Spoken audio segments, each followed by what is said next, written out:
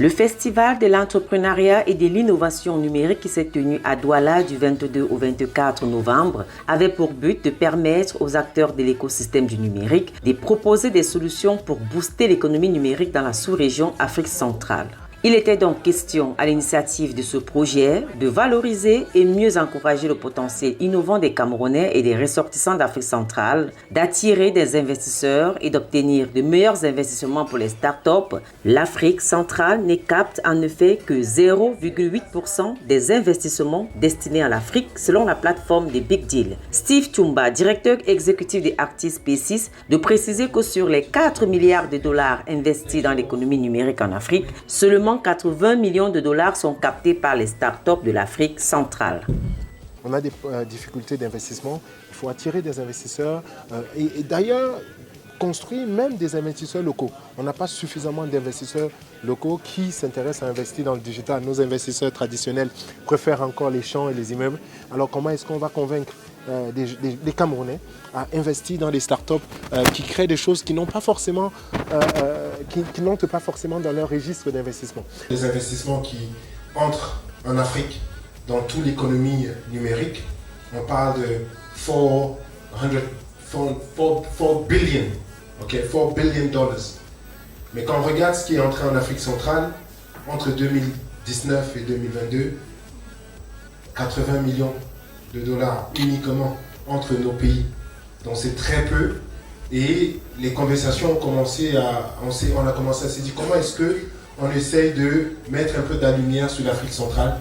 Et après, les collègues du Gabon, du Tchad, de la Guinée, on a pensé que cet événement pourrait être un bon début pour commencer à mettre la lumière sur les bonnes choses qui se passent en Afrique centrale. L'Afrique centrale apparaît donc comme le parent pauvre des financements dans le secteur de la tech et de l'innovation en Afrique. Et c'est la raison pour laquelle il faut trouver des voies et moyens pour remédier à cette situation, de quoi justifier la présence du ministre des Petites et Moyennes Entreprises, de l'économie sociale et de l'artisanat au Digital Innovation Festival, qui promet, lui, d'apporter les appuis nécessaires aux jeunes entrepreneurs. Il vous souvient, la semaine dernière, dans le cadre de la Semaine mondiale de l'entrepreneuriat, qui est une activité qui s'est célébrée partout à travers le monde, la contribution qui a été celle du Cameroun, c'était précisément de lancer une bourse de l'innovation entrepreneuriale.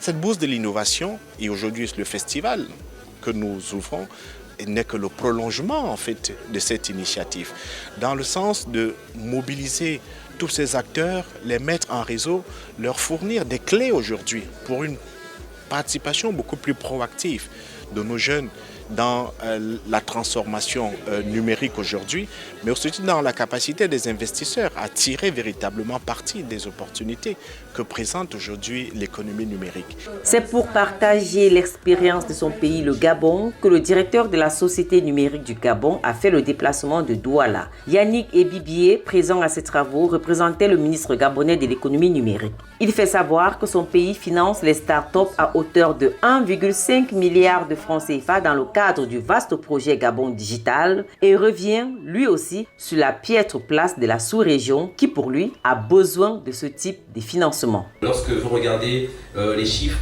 des investissements de la Banque européenne d'investissement sur les 5 dernières années, sur les 2,5 milliards d'euros qui ont été investis sur le continent, moins de 1% ont été captés par les entreprises de l'Afrique centrale. Nos pays respectifs, malheureusement, n'apparaissent pas encore dans les meilleurs indicateurs en termes de numérique et de PME.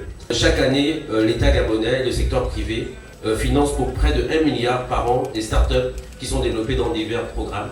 Des programmes pour l'accompagnement des petites et moyennes entreprises, des programmes pour la formation des jeunes et un programme qui est devenu annuel qui s'appelle le Grand Prix de l'Excellence, où chaque année, les startups peuvent recevoir des financements entre 15 et 30 millions de francs CFA. La coopération, en tout cas en termes d'entrepreneuriat et d'incubation des jeunes, est très dynamique. Aujourd'hui, nous sommes invités ici par ActisFest et nous sommes heureux d'avoir le ministre des Petites et Moyennes Entreprises, ce qui montre en fait l'intérêt que le gouvernement camerounais a pour le développement de cette nouvelle économie-là. Donc nous faisons partie d'un groupe d'incubateurs, donc au Gabon, en Guinée équatoriale, au Nigeria, en Centrafrique qui travaillons à réfléchir ensemble comment on peut faire en sorte que le gouvernement, les entrepreneurs jeunes et femmes du secteur privé puissent travailler pour pouvoir créer des emplois, pouvoir améliorer l'éducation et la santé des populations de nos régions.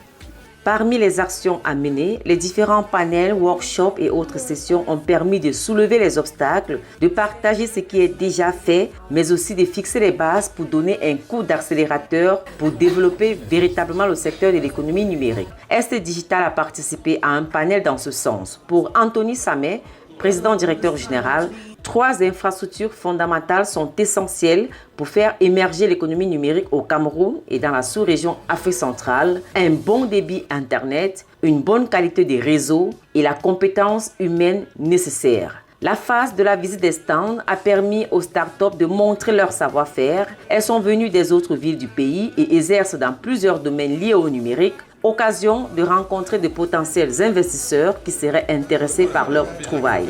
Quelques participants se sont exprimés sur les raisons de leur participation à ces festivals et parlent aussi de leurs projets. Ce festival est, une forme d'espoir pour nous. Parce que comme ils l'ont indiqué là-bas à l'intérieur, des financements, on n'en a pas. Vous comprenez un peu. Ce qui rend les choses extrêmement difficiles parce que la facture que notre fournisseur cloud nous donne, c'est la même facture qu'ils vont donner à ceux qui sont basés par exemple en Occident. Donc on fait de la concurrence avec des personnes qui ont des niveaux de financement extrêmement avancés et nous, on n'a rien. Nous formons les enfants, comme je l'ai dit plus tôt, à nous donner des initiations aux technologies, donc à travers le codage, la robotique, également en cybersécurité. Et puis nous développons également des solutions innovantes pour améliorer le bien-être des populations africaines. Comme par exemple, nous avons mis sur pied un outil de haute technologie qui permet de détecter le gaz domestique en cas de fuite et qui signale directement dans le téléphone des parents ou peut-être des habitants de la maison. We are at this seminar to learn the different economic of our country. That's like we're here to know how we can better our country, better our economy. You don't need a big budget for that. You can still start up with a small something just to make our country to be a better place, so that for the younger generation like us, so that we can better enjoy it for the future.